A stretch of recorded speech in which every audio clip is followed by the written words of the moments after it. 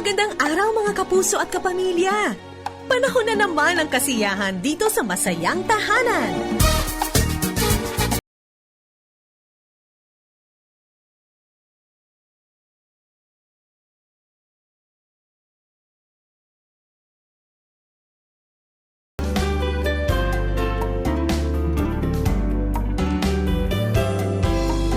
Maayong adlaw, magandang araw sa inyong lahat mga ka-family. Ito po ang inyong Masayang Tahanan at ako ang inyong kumare forever, Maloy Malibiran sa Lumbides. Bakit tayo bumati ng maayong adlaw? Dahil ang atin pong mga panauhin ngayon ay taga Negros. Nandun po sila ngayon sa town ng Victoria.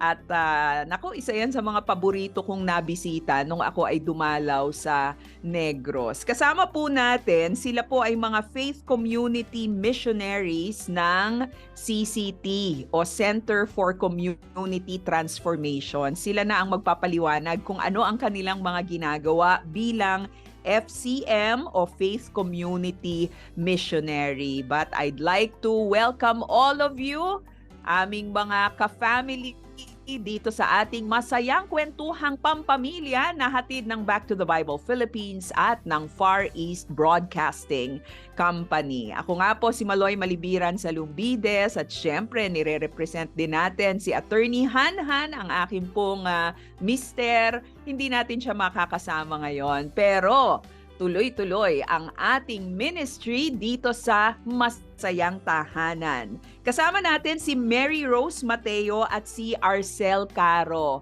Maayong adlaw sa inyong dalawa. Kamusta kayo dyan sa Negros? Mayang adlaw, Ate Maloy. Okay naman po kami dito. Natutuwa ako dahil ilang beses nating ni-reschedule itong ating pagkukwentuhan at ang inyong guesting dito sa Masayang Tahanan. Finally, natuloy din. Ito pong dalawang magagandang mga binibini na ito, magagandang mga babae na ito ay hindi lang maganda, sila po ay matatapang pa.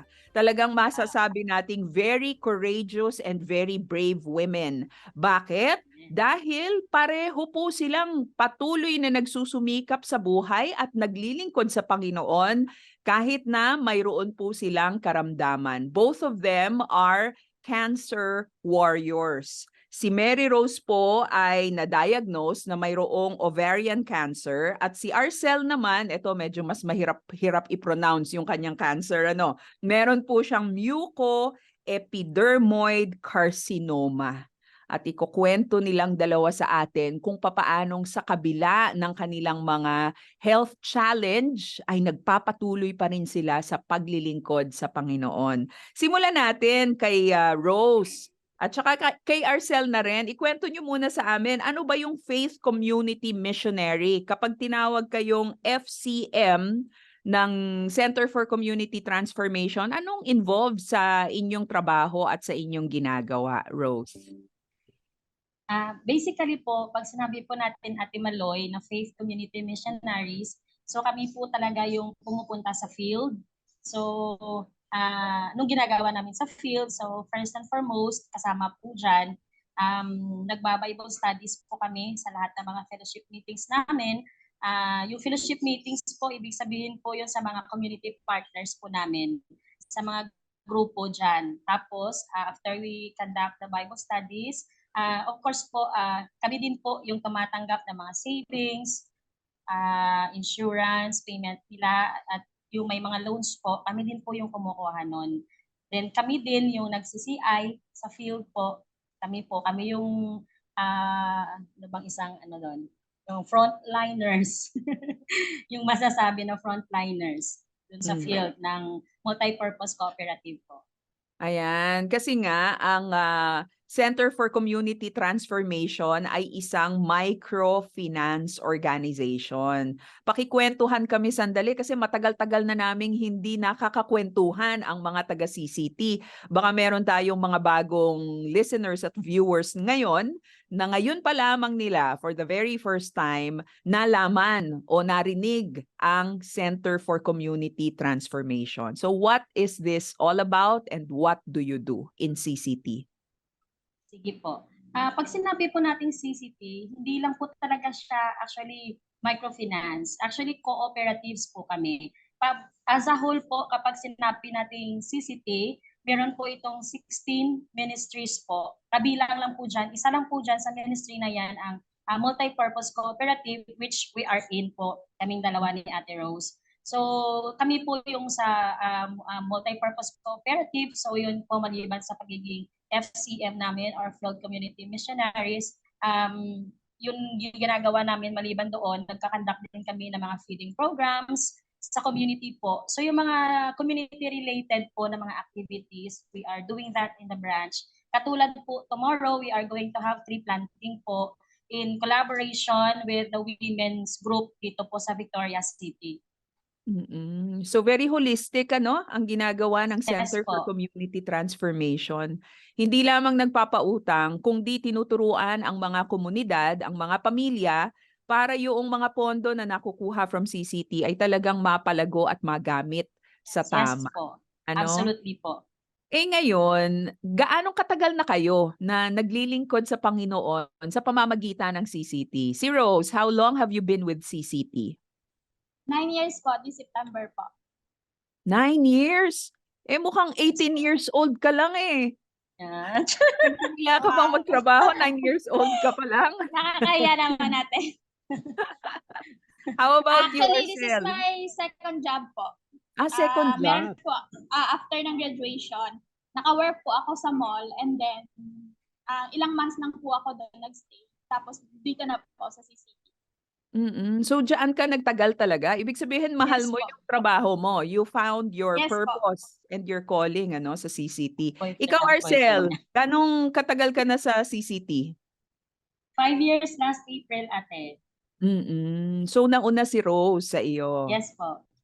Nakakatuwa Nauna siya. naman. Nakakatuwa naman. Ngayon, you have found your calling. Nahanap na ninyo yung trabaho na talagang swak na swak sa inyo. Hindi lamang ito trabaho, kundi ministry. Dahil ang tawag nga sa inyo ay Faith Community Missionaries. But despite that, marami kasi yung may kaisipan, kapag ako ay naglilingkod sa Panginoon, hindi ako dadapuan o hindi ako makararanas ng anumang mga problema. Yan yung common na misconception, hindi ba? Kaya kinakailangan balik-balikan natin ang sinasabi ng Panginoon. Kasi si God naman ang pinramis sa atin, hindi problem-free life. Ang pinramis ng Panginoon sa atin, sufficiency of His grace. My grace will be sufficient for you. So, dinapuan kayo pareho ng cancer. Unahin natin si Rose. Rose, kailan na-diagnose na mayroon ka palang cancer? Last 2019 po. Yun po yung first na check-up ko. Kasi nga, hindi may mga irregularities na ako na nafe-feel. So, one time po na I decided to go sa hospital and magpa-check up po. And that time po, nasa Cebu po ako noon kasi first assignment ko po dito sa CCT, sa Cebu po. So, 8 years ako nag-stay doon and then doon din ako diagnosed na meron niya akong, at first, hindi po siya cancer. It's just a cyst lang po. And then, sabi ng doktor, i-monitor sana yung cyst na nakita sa akin kasi nga kung ang advice niya is kung hindi siya lumaki kaagad, may tendency na baka matunaw lang. And then kaya nga lang hindi na ako naka-follow up kasi nga the following year yun nga nag-pandemic na. So hirap talaga magpunta sa mga hospital that time. So, papaano nalaman, na-confirm na cancerous pala yung cyst na nakita sa iyo? Actually, after ng operation ko po, nandito na sa Negros, nang nag-biopsy na. Kasi nung kinuha yung cyst, malaki na siya talaga. And then, syempre, biopsy nga yung cyst na nakuha sa akin. Doon nga po nalaman na low stage carcinoma rin siya. Nasa Cebu ka, ibig sabihin malayo ka sa iyong pamilya. Yes po. And you Pero got dito sick. po ako na-operahan sa Negros. Oo. Pero yung pumunta ka sa ospital, kausap mo yung doktor, tapos hindi mo alam kung ano yung kalagayan mo, how did that feel? Paano mo hinandle yung sitwasyon na yon, Rose? Actually po, it's all by the grace of God. Kasi nga, nang nandun ako sa Cebu, hindi naman pwedeng isama ko rin yung ibang staff kasi parehos kaming absent. Hindi pwede yon. So pumunta ako dun sa sa hospital na ako lang talaga mag-isa. Then yung ibang kasama ko, they offer na samahan ako. But for me kasi, check up lang naman yun.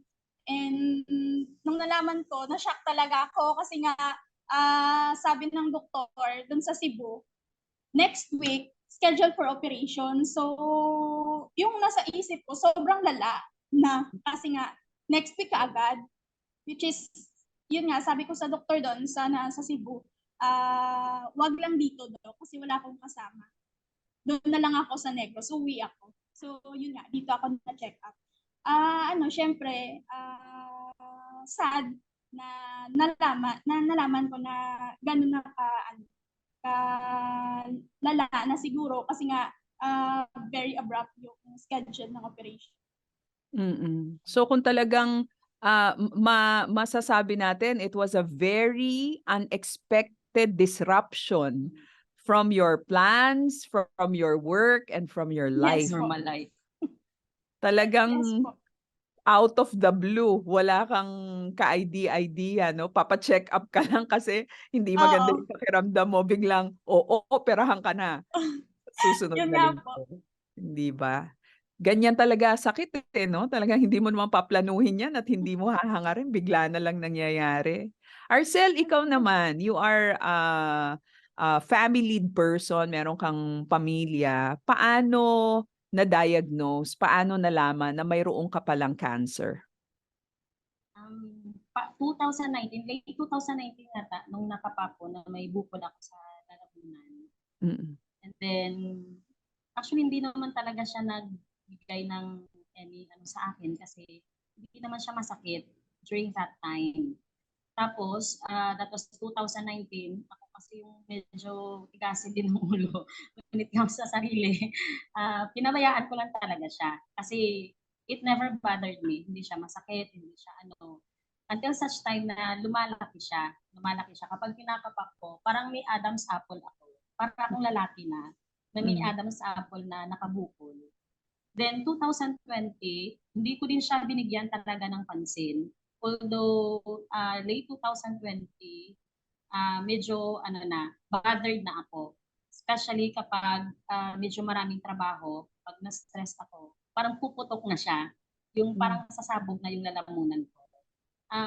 But then again, hindi ko siya pinansin masyado. Dahil during that time po kasi Ate Maloy, we were in a battle din sa family. Yung tatay ko kasi noong 2020, he was also in a battle of cancer din, lung cancer. So, ayokong i-add up doon sa problema namin sa family. Especially doon sa tatay ko na kapag nalaman niya na cancer din yung sa akin, tapos yung sa kanya cancer din.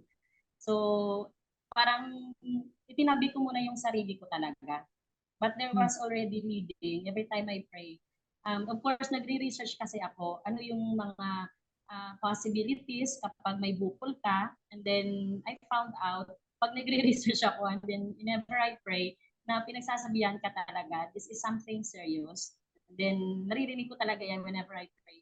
I believe it was the Holy Spirit already telling me you already have cancer. Pero hindi ko talang talaga siya pinansin. So during that time, sinasabi ko na lang sa mga prayer ko, Lord, cancer ka talaga. Wag naman, Lord. Sabay pa kami ng tatay ko. Parang ganun. So, nung lumala yung tatay ko, alam niya na kasi na may bukol kasi halata na nga sa lalamunan ko. He would usually tell me, pagkatapos ng problema natin, ikaw naman. Sabi niya, papatingnan mo yan pagbibigyan pansin mo yung sarili mo. Which I did. After nung namatay na tatay ko, ay binigyan ko na din naman talaga ng pansin yung sarili ko. Kasi na siya, na bothered na ako, maliban sa parang puputok na siya minsan kapag pagod na pagod ako. Pag umuwi ka ng bahay after work, sobrang pagod talaga. Hindi mo siya kayang ma-explain na kapaguran ng katawan. Yung isip mo na gusto mo pang magtrabaho kasi you are a mother, you are a wife, you have something to do in the house. Pero wala ka na talagang magagawa. Itutulog mo na lang talaga yung katawan mo. Parang ganon. Sabi ko, this is already different, iba na siya. So we Mm. went to see a doctor din. Parehong cancer pero magkaibang uri ng cancer at magkaiba rin yung inyong sitwasyon. Kasi si Rose, siya ay single. Si Arcel, siya ay may pamilya at ang tatay niya, nung mga panahon yon na may nararamdaman na siya, ang tatay niya ay na-diagnose din na may cancer. But I'm sure kahit na magkaiba yung inyong mga istorya, merong common thread dito, no? May mga magkakapareho din. Papaano ninyo binrake sa inyong family? Papaano ninyo sinabi sa inyong family na meron akong cancer? Ito yung diagnosis ng doktor. Ito yung sinabi ng doktor sa akin. Naaalala nyo pa ba yung araw na yon? Si Rose po yung mauuna. Ako po, nung after na sa doktor na sinabi na yung result ng biopsy, syempre, shock pa ako nung mga panahong yon. And then, I really tried my best na maging strong. Nung sinasabi ko na yung news sa mama at sa papa ko. Kaya lang, hindi ko talaga hinaya, as in, ang bigat ng naramdaman ko noon. So, I cried talaga kay mama. Sabi ko, ma, cancer. So siya, teary-eyed din siya. Yung papa ko naman, pinapakita talaga na strong siya. sabi niya lang sa akin, actually, wala siyang sinabi sa akin. Ano lang siya, no comment. Pero I believe na that time, sobrang sakit din sa kanila. Kasi po, breadwinner po kasi ako sa family. Yun nga po, parang sa part ko, sana gusto ko maging strong independent woman. Kaya nga lang, may mga times talaga na yun, yung mga ganung situation na hindi mo talaga kakayanin na maging strong. So, ayun, sabi ko sa mama ko, after nung crying moment namin dalawa, sabi ko, okay lang yan, ma. Si God na yung bahala. Kahit mga strong, independent women nasasaktan, nagkakasakit at umiiyak din, hindi ba? Yes po. Yung kanta ni Twyla Paris, The Warrior is a Child, na pinasikat syempre ni Gary Valenciano. Hindi ba? Parang feel na feel mo yung ang tingin sa'yo ng mga tao, ikaw ang aking responsableng anak, ikaw ang provider para sa ating family. Pagkatapos biglang ganyan, yung breadwinner Yes. magkakasakit. Talagang may panahon na tayo naman yung kinakailangang maging recipient ng tulong at aruga ng ating pamilya. Arcel, ikaw, mukhang strong, independent woman ka rin. Ako Sino po, ang unang mong pinagsabihan? kasama ko po kasi yung asawa ko when I had the first check-up. So, syempre, yung pinagkaiba ko kay Rose, of course, I have somebody to lean on talaga. And during that time, kasama ko talaga siya nung nag-check up kami. Tapos, during our first check-up, nag-advise na agad ng biopsy yung doktor. So, it so happened na available din yung hospital during that time na mag-biopsy. So, agad-agad nag-biopsy. Parang hindi na nga po ako nag-isip pa, mag-biopsy ba ako? What's biopsy ba? Akala ko talaga puupirahan na agad. So, anyways, nag-biopsy ako, tapos inantay lang namin. After nung ilang oras, mga isang oras yata, inuhaw kasi ako. So, sabi ko sa asawa ko, bilang mo muna ako ng tubigan. So, lumabas siya ng hospital at naghanap ng tubig. So, paglabas naman niya, yun din yung paglabas ng result. So, ako talaga yung nakakita ng result. So, nung binuksan ko naman, syempre agad excited naman, no? Binuksan Excited ko. ka pa, ha? Tumambad sa akin yung positive. Parang yun yung naka-highlights doon sa mga result. Positive for 3 agad yung pinapilian. So, pero sa dulo ng mga pagpipilian na yon, puro may carcinoma na term. So for example, yung unang-una, positive for thyroidal carcinoma. Tapos yung pangalawa, carcinoma din, yung mucoepidermoid. Yung pangatlo, parang nakalimutan ko na kung anong klaseng carcinoma yon, pero carcinoma din siya. So sabi ko, wow, congratulations, carcinoma talaga. So, kasi yun talaga yung, parang sabi ko nga sa inyo, parang hindi na din ako nagulat. Actually, yung biopsy was just a confirmation from the voices I have already heard that I have cancer. So nung natanggap ko yung carcinoma na positive result, sabi ko, totoo nga, Lord. Ikaw nga yung nagsasabi. May cancer talaga ako. No? So, lumabas ako doon sa hospital, which nakasalubong ko rin naman yung asawa ko. Sabi niya, no, andyan na yung result. Parang excited pa din siya. So, nung sabi ko sa kanya, oh, meron na. Andyan na, sabi ko. So, he was asking, ano yung result? Sabi ko, positive. Cancer talaga. Sabi ko sa kanya. So, sabi niya lang talaga sa akin, actually, Ate Maloy, ganito lang talaga response ng asawa ko sa akin. Okay lang yan. Cancer lang yan. Mas malaki ang Diyos natin dyan. Wow naman. Yun lang talaga. Napaka-simple lang talaga ng response niya. So sabi ko, oh, yun pala, cancer lang pala talaga. Tara, uwi tayo. Sabi ko ganun. So, as in, we hop on the motorcycle kasi nga naka-motorcycle kami. So, parang ano, kasi nga yung sabi niya, okay lang yan, cancer lang yan. Mas malaki yung Diyos natin dyan. So, sabi ko naman sa kanya, oh sige, tara, uwi na tayo. Cancer lang pala eh. E di umuwi kami. Tapos parang along the way, parang nag-stop over yata kami para magkape. I mean, Oh, hello. nagkape pa kayo talagang nagkape pa kayo.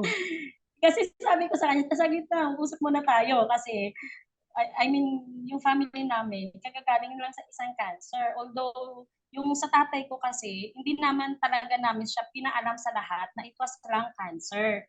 Kasi lala na yun. Kasi, at saka yung kung during that time, mag-aano siya, mag-worry ba siya that I have cancer? Ayoko nang isipin niya na yung ano. Kasi sabi naman ng doktor, there's no more ano na, wala na siyang, tsaka kahit naman pa-uupirahan namin kasi sa baga, kasi yun eh, saka malaki na yung bukol. I mean, the first problem that we're going to have is that where are we going to get the money? Pangalawa, sabi ng doktor, nung malaki na siya. So, it was late na for my father. Tapos siya, hindi na lang namin siya pinaalam. Pero sabi ko sa asawa ko, saglit lang ng paano natin sasabihin, sabi ko ng gano'n. So, sabi niya, wag na muna natin sabihin. Kasi, unang-una, hindi pa natin alam kung ano talaga cancer. Kasi yun pa lang naman yung procedure na yun yung nagawa. Saka hindi pa namin siya naibalik agad sa doktor dahil tapos na yung clinic ng doktor. Parang kami lang yun. Kami pa lang yung basta pagkabasa namin ng carcinoma, okay, cancer, parang ganon. So wala pang confirmation from the doctor kung ano siya. Then, tinanong na kami ng mga kapatid ko, ng nanay ko. Even, actually, my son was asking, Mommy, how was it? So, sabi ko lang, okay naman, babalik kasi kami sa doktor. We're still going to have more check-ups. Ganun lang yung sinabi namin. Pagbalik namin sa doktor, sabi ng doktor, oy, ano, parang siyempre masayahin naman yung mukha ng doktor, tsaka very malumanay. Parang hindi ka talaga matatakot na, may cancer ka. Yung ganon. So sabi ko sa kanya, Dok, ano yung, I mean, explain this to me, kung ano yung cancer. So, na ito. So actually sabi niya, ano lang to, parang mababang uri ng cancer. So, ganun yung sabi niya sa akin. Although cancer talaga siya. So, parang 20% lang, sabi niya dito, ang nagiging malignant. Of course. Okay? So, kaya sabi ko, di ba? Mababa nga lang naman talaga. Chill-chill lang to. So, sabi ko, in my head, I was like telling God, oh, Lord, I am serving you. Of course, doon muna ako ibilang sa 80%, di ba? Doon ako sa malaking bilang. No? So, sabi ko, ay, malaking chance. Kasi, di ba, 20% lang yung nagmamalignan. So, sabi ng doktor, paano yung sa akin, Doc? Ano yung result ng biopsy? Sabi ng doktor, actually, tinawagan agad ako nang nag-biopsy sa'yo. So, ganun. So, sabi ko, ay talaga. Sabi ko, seryoso to So, ano yung result? Sabi niya, actually, yung sa'yo, kasama ka sa 20%. Malignant yung sa'yo. Tapos, dahil low stage pa rin naman talaga, which I praise God for that, nag-undergo kami ng operation din. I actually had 4. O underneath pa, meron sa thyroid din. So, sabi ng doktor, medyo mahirap gawin yung operations dahil maliban doon sa malaking bukol, nakita talaga sa labas, meron pang 3 sa loob na mas maliit doon sa malaking bukol. Yun. Kaya parang yun yung challenge sa doktor na nag-opera sa akin. Sabi niya, this is the first time na mag-opera daw siya ng ganun, maraming bukol doon sa lalamunan. But wait, there's more pala yung sa'yo, ha? Hindi lamang 1. Not just 1, but 4, hindi ba? But 4. Pero in the course of all this, you were able to maintain your sense of humor. Kapag kinikwento mo sa amin ngayon, may excitement, nakakatawa ka, hindi ba? Binabalikan mo siya ng, wala lang, parang bahagi siya, nangyayari siya talaga sa buhay. What helped you? Ano yung nakatulong para yung ganyang positive perspective ay mapanatili mo? Actually, yung pinakamalaking parang blow sa faith ko is right after the operation ko. Kasi hindi lang physically, nag-battle din ako ng emotional after Mm. nun. So, medyo ano yan, sinisikreto ko po yan, yung side na yun. Kasi during that time, I don't want the people around me to see what's really deep inside me. Kasi ayokong, parang I have this thought, ayokong mawalan sila ng pag-asa. Then, kahit deep inside me, I am so tired. Parang I have to push through. Kailangan masaya ako. Kasi I'm the one preaching the word. Kailangan makita nilang I'm strong. But deep inside, nagsistruggle na ako.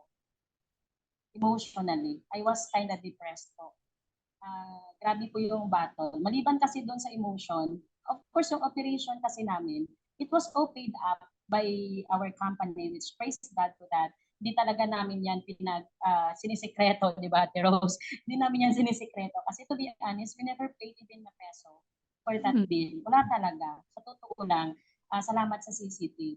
Tapos, siyempre, paglabas namin, kasi nga, I am a breadwinner, ang dami ko pa po kasing utang noon during sa pagkakasakit ng tatay ko. Mm. Tapos ako naman, 'di ba?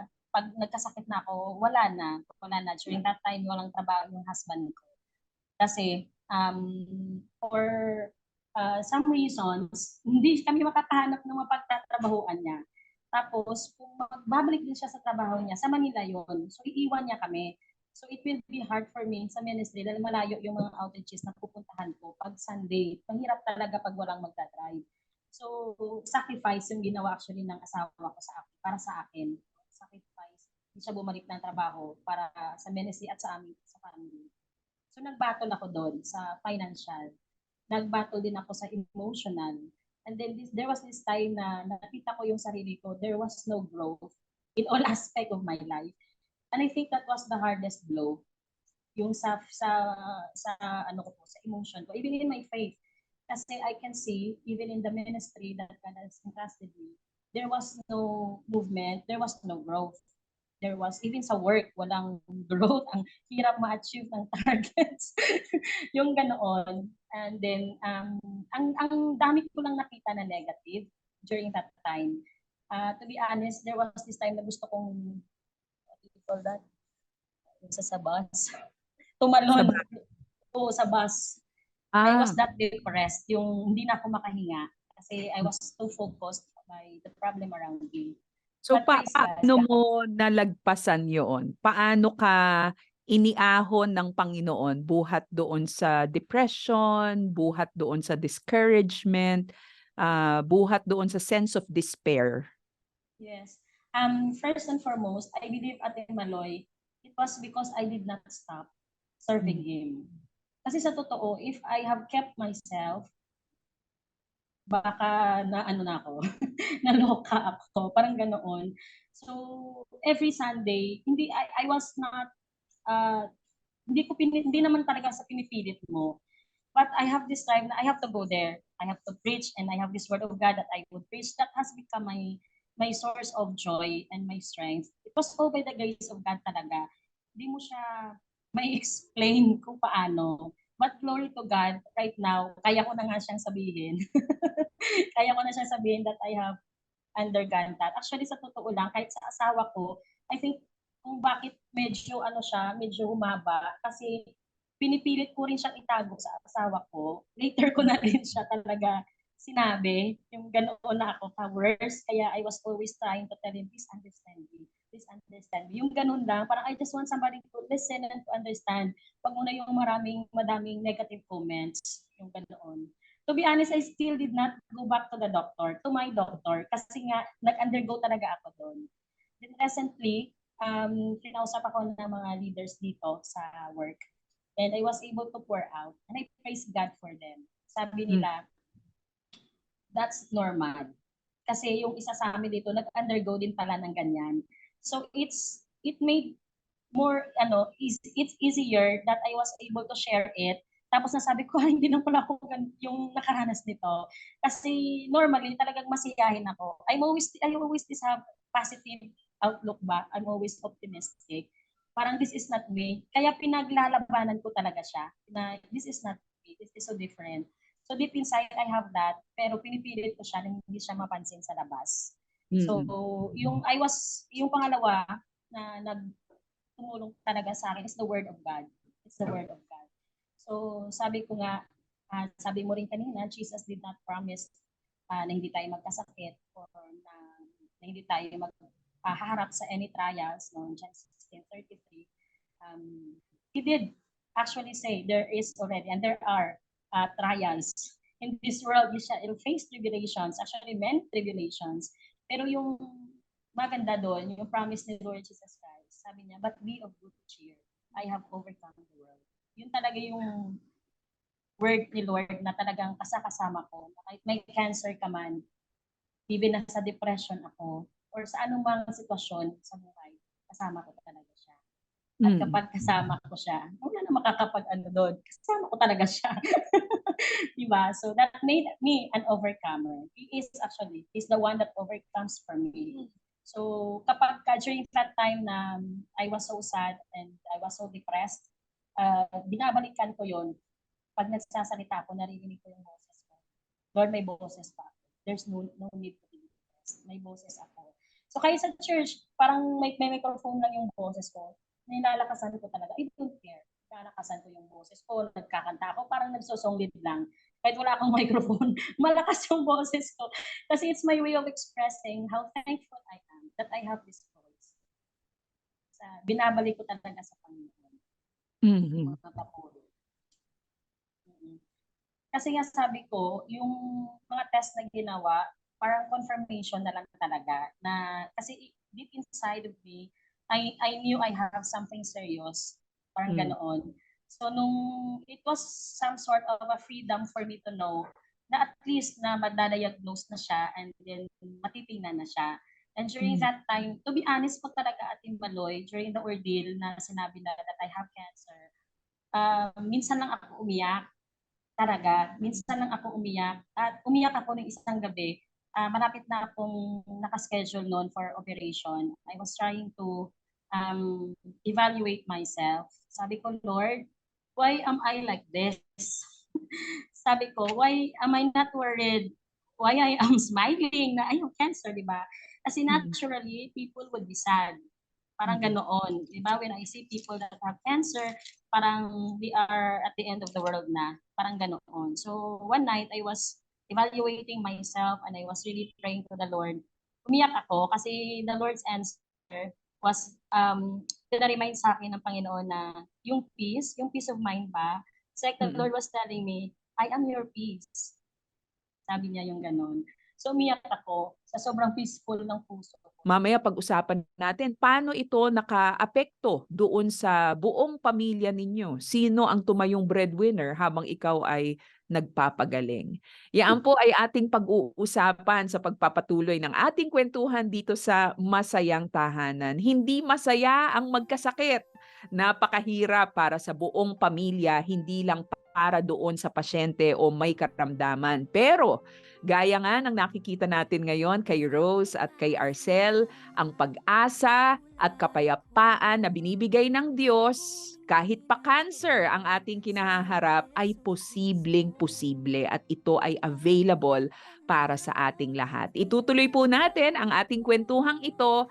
Diyan lamang kayo at pakinggan ang awit na ihahatid sa atin ng Papuri Music. May this inspire and bless your heart today.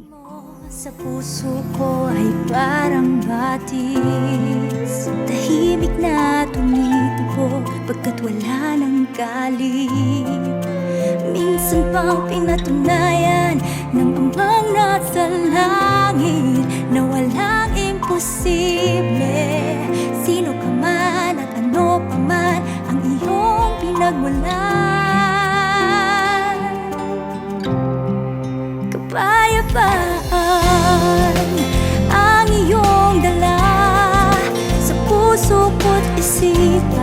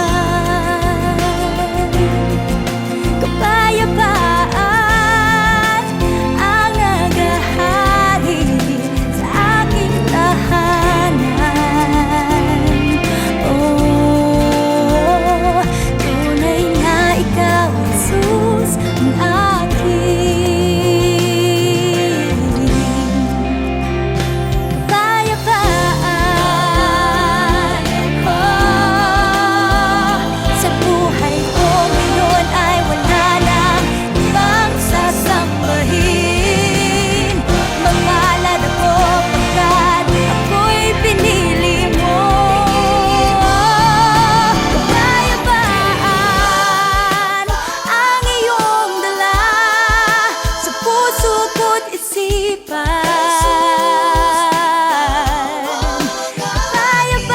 ang nagbibigay sigla sa aking katawan. Kapayapaan ang naghahari sa aking tahanan. Oh, tunay na ikaw, Jesus, ang aking. Tunay na ikaw, Jesus, ang aking. Tunay na ikaw, Jesus, ang aking.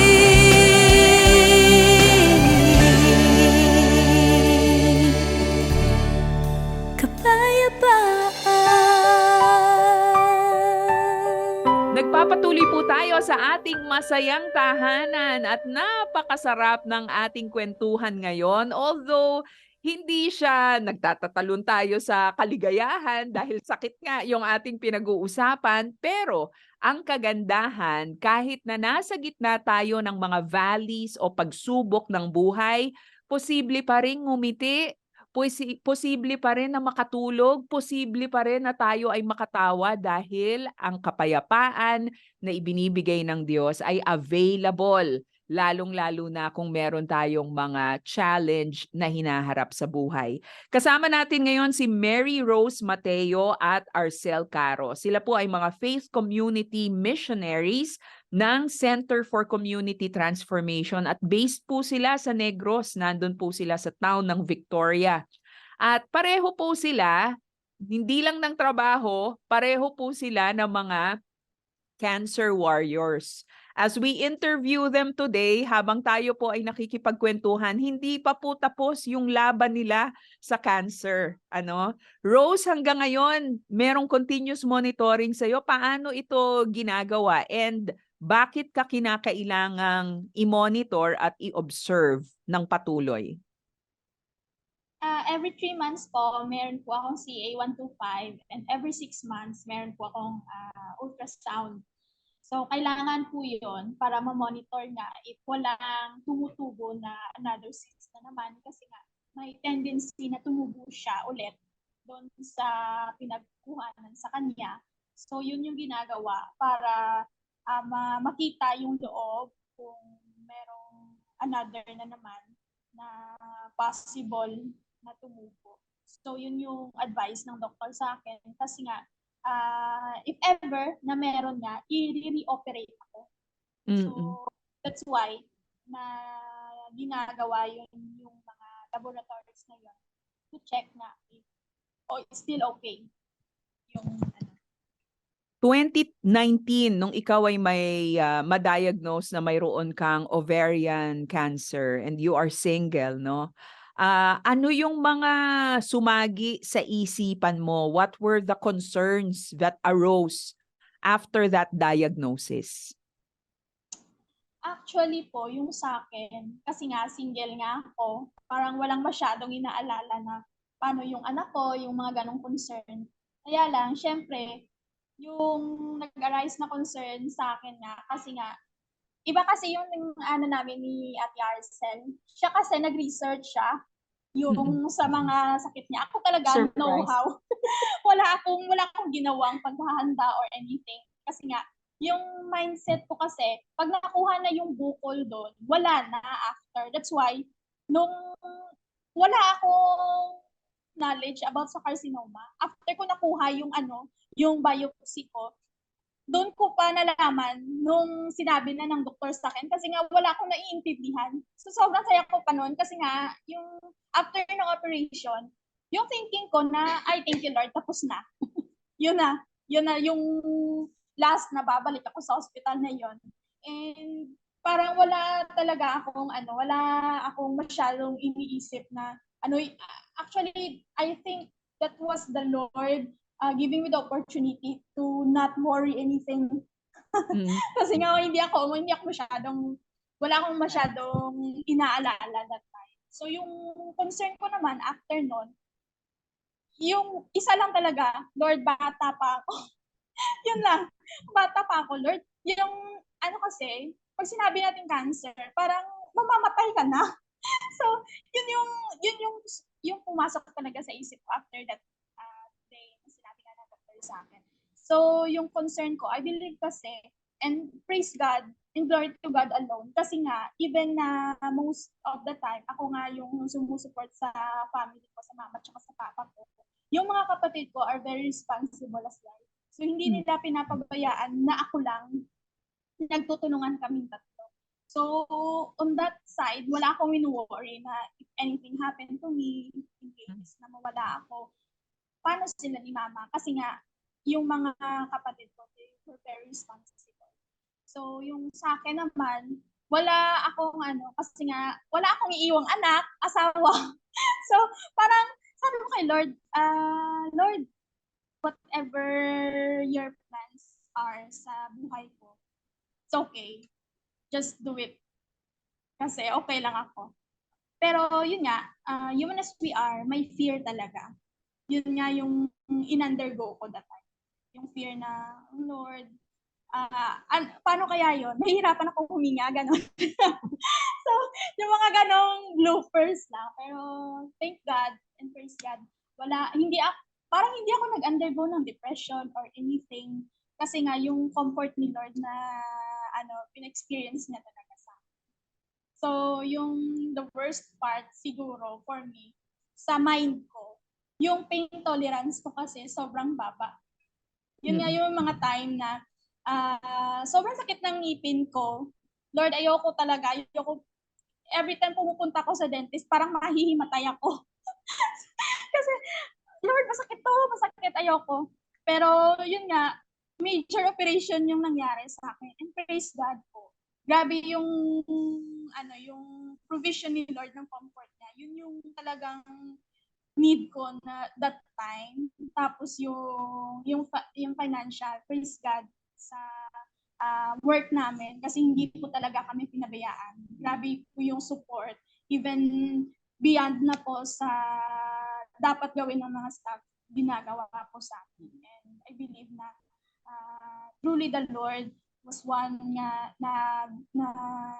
gumagawa ng way para for us not to really feel anything na makakapag-worsen pa ng situation. So everything is provided. I thank the Lord na sa akin personally, wala akong masyadong mga iniisip na worries that time. Nung na-diagnose kayo, I'm sure because both of you are believers, I'm sure a lot of people prayed for you. And Yes, you were also praying. Did you ask the Lord for instant healing? Did you desire miraculous healing? Ako po yung sasagot para sa aking sarili. Kasi yung reason why it took me so long na din bago pumunta sa doctor was actually I was really praying, Lord, I believe you still perform miracle. Kasi whenever I prayed, gusto ko yun, it was my desire na mawawala lang talaga siya, miraculously. So dahil nga doon sa whenever I prayed na parang cancer talaga. Kasi nagsasabi sa'yo na cancer, not cancer, parang ganyan. So I said, Lord, I still believe for a miracle. I know that you are still performing miracle up to now. And I believe that you are my greatest healer. So yun, doon ako mas doon ako siya inaasa sa healing na miracle na no need to go to the doctor. Yung parang ganoon. So and then, dahil nga parang nagiging burdensome siya sa akin. So I know that the Lord is actually leading me to see a doctor. Matigas lang talaga ulo mo. Yun. So I prayed for it. Then the Lord just gave me an assurance that I will be with you sa paraan na gusto niya. Hindi sa paraan na gusto ko. Kasi it doesn't mean that the Lord did not give me a miracle healing through the way I wanted it. It doesn't mean na hindi niya sinasagot yung panalangin ko. He had His own way. And it's very different from my ways. Doon ko siya talaga mas na-appreciate. Kasi sa totoo lang, din ako Ate Maloy, tawag doon, breadwinner. Kung si Rose, at least may dalawang kapatid pang kasama, nagtutulungan. Ako talaga sa grasya ng Panginoon, mag-isa. ganoon. So, kaya nga sabi ko, pinaka-least na mabibigyan mo ng attention yung sarili mo. You are the breadwinner of the family. But I praise God kasi never din namin yan na-experience na ma-hospital ka nang nasa private, di ba? What we can really afford is to go on public. That's the reality po talaga. But praise God for CCT for using our work na talagang binibigyan kami ng opportunity. Talaga yung care ba, it's beyond. No? It's really beyond what we needed pa yung binibigay nila. That's one thing na nagpapagaan during the ordeal, during that time na nag-ano kami. Kasi yung finances, I praise God kasi sinasabi talaga yan ng HR namin. There's no need to worry. Wala kayo, no need to worry. Paano po kapag lumagpas po kami dun sa ano? Paano po kuya pag lumagpas po tayo dun sa, ay wag mong anuhin yan, basta pumunta ka doon, mag-opera tayo, susulat tayo, basta wag niyong isipin yan. Yung, that kind of assurance talaga, na masasabi mo na lang talaga, oh sige, higa na lang talaga ako dun sa operating room. Yung ganoon. And of course, one thing is yung mga churchmates po natin, our friends, our colleagues sa trabaho natin, sa church natin, sa family natin, it helps a lot po. Kahit na sinasabi po namin masayahin kami, ang reason naman po doon, dahil nagiging matatag kami at nagiging masiyahin kami, kasi naman po sa yung mga paligid natin mga tao, it's the people that God is uses around us. Totoo yan. Napaka-powerful nung sinabi mo kanina, Arcel, na kadalasan ang hihingi tayo sa Panginoon ng sagot sa ating mga panalangin, pero dinidiktahan natin siya kung papaano sasagutin yung prayer natin. Yun nga, we're asking for healing. Ang gusto natin, Lord, instant healing Kapag instant healing yon, miracle yon. Pero kapag mahaba-habang gamutan, hindi yun miracle. Pero babaguhin ng Panginoon yung ating pananaw no? Kasi even the provision, yung abundant provision, hindi mo na kinakailangang problemahin yung pagpapagamot mo, yung pagbabayad sa private na hospital. Aba, himala rin niyang maituturing, hindi ba? Yes, of course. Yes po. Diba? Kasi kung magre-rely tayo sa sariling kakayahan lamang natin, sa sarili nating mga resources, baka hindi matustusan yung ating mga pangangailangan. Rose, ikaw naman, did you pray for instant healing, for miraculous healing? Anong miracle ang ibinigay sa iyo ng Panginoon? But not my will. Your will be done. Yun yung naging,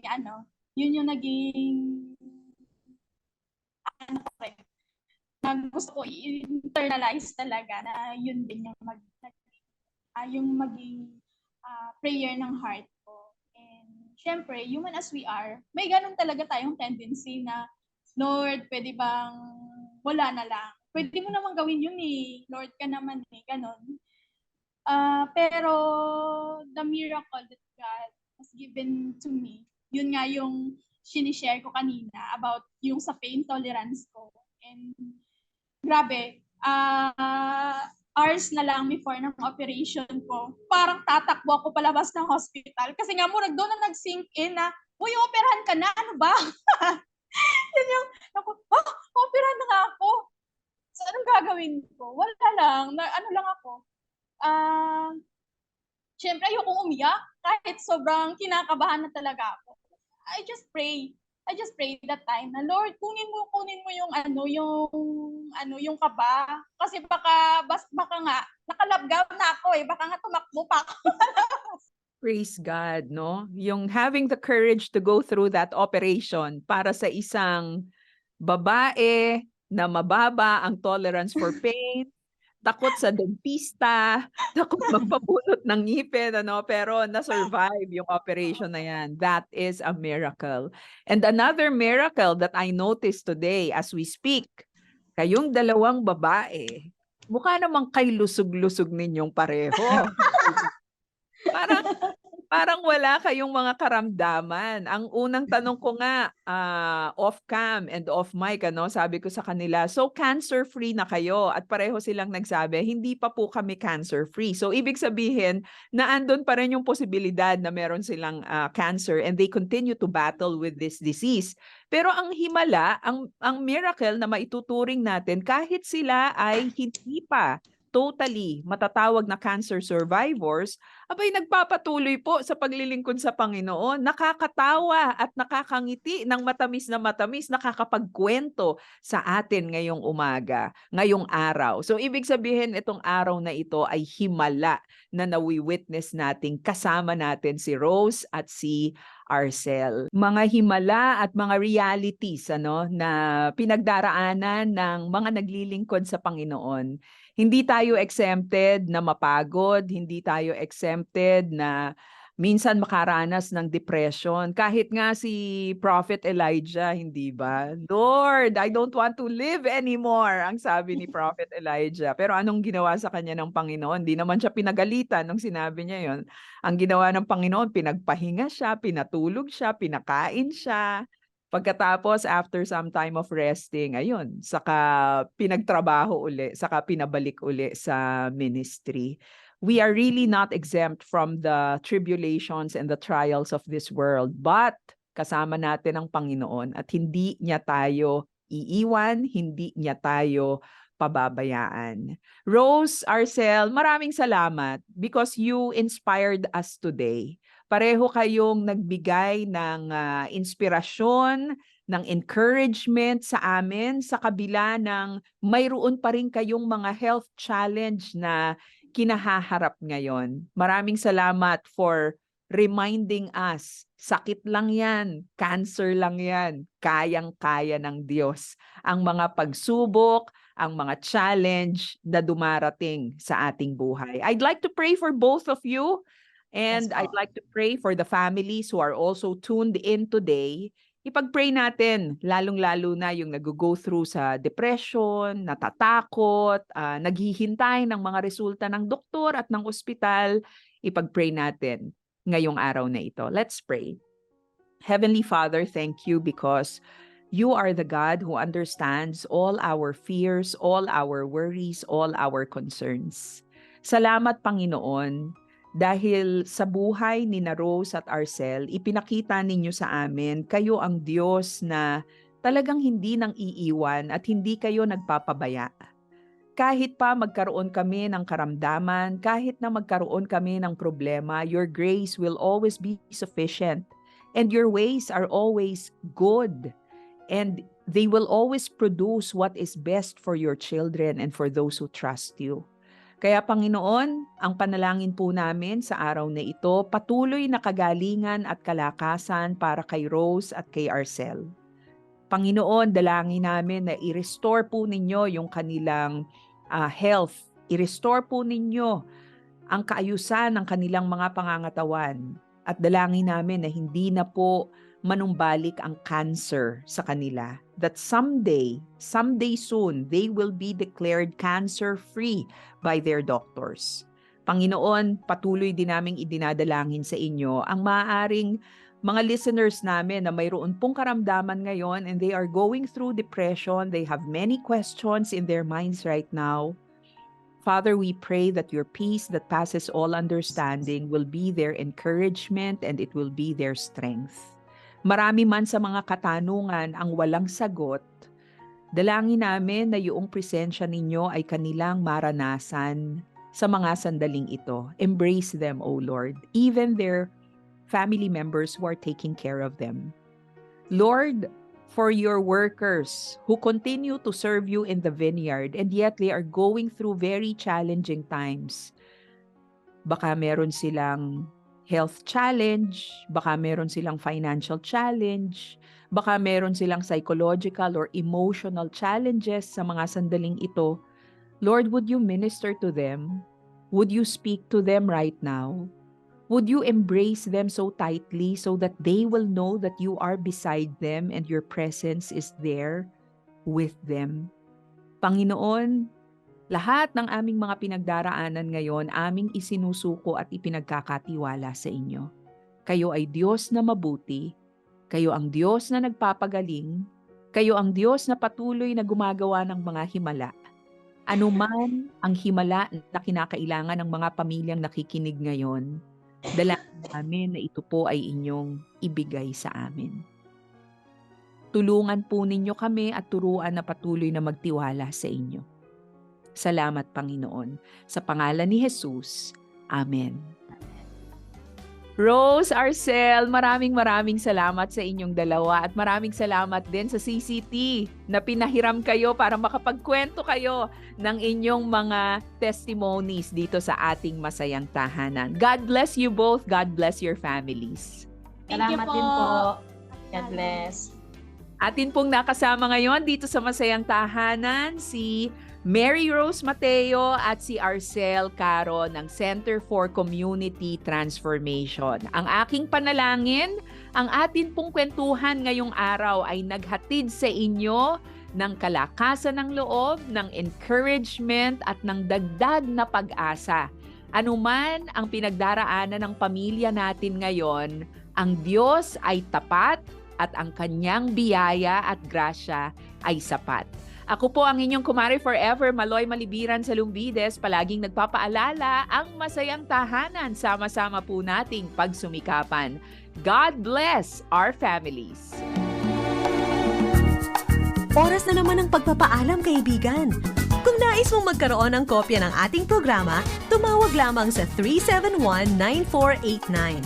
At kung nakatulong sa iyo at sa iyong pamilya ang masayang tahanan, magparamdam ka naman, kapatid! Sumulat ka sa Masayang Tahanan, P.O. Box 1750 Manila. Pwede ka rin magpadala